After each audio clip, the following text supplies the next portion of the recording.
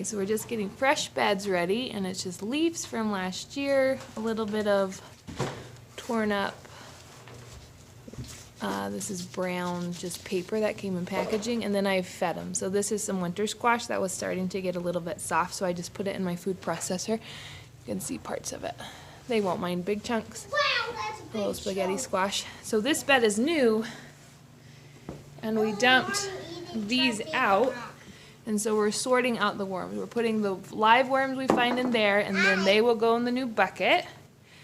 And then we sort on these, and then we're putting all of the good compost, what the worms ate for the last 6 months in here. And we will use this in our gardens and make compost tea and do things with this. But we needed the worms out, and we decided that manual worm extraction was the easiest option. Okay, here's our setup. We'll take a big pile of soil, well, the compost, and we put it on here, and then we kind of like rough it up, move it around, and then I have a bright light, and the worms try to bury themselves. So you can see them move, and then we just pick out a worm, and then we put them in one of these buckets, and then those will go back in the compost bin that I just made, and then we're putting this in its own container. Hi. So that's how we're doing it.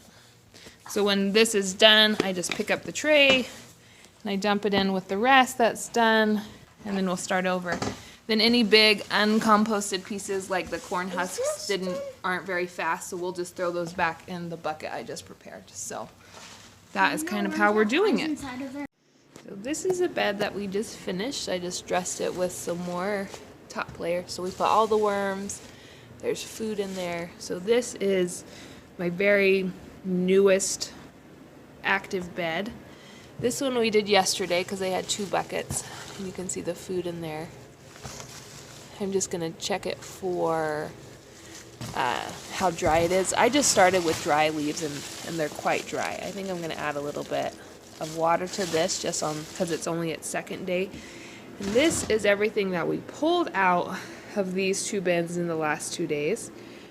And we tried to sort all of the worms out, and we put the worms back in here with the fresh bedding. And so this is everything that they decomposed, you know, that they ate for the last 6-7 months. And so this is going to be a passive bed. I'm going to put the lid on it and just let it sit here until I'm ready to use it in my garden beds this spring. And it's not going to hurt anything. And if there's still bacteria and different things in here, that will keep breaking this down. And if the worms, a few worms will survive in here, if any got in there and there's not enough, because it's pretty heavy now. Oh, see, look, one right there. See, we have red wrigglers. We're gonna throw them in there. So if there's very many worms in here, they will just die, because it probably can't support that many, because it's heavy now, it's not active, it's just going to rest here until I use it. And hopefully we got most of the worms into these 2 beds. So that's my inactive, we'll use it, and then these are 2 active beds, and I will add food to them, chopped up vegetables and stuff once a week.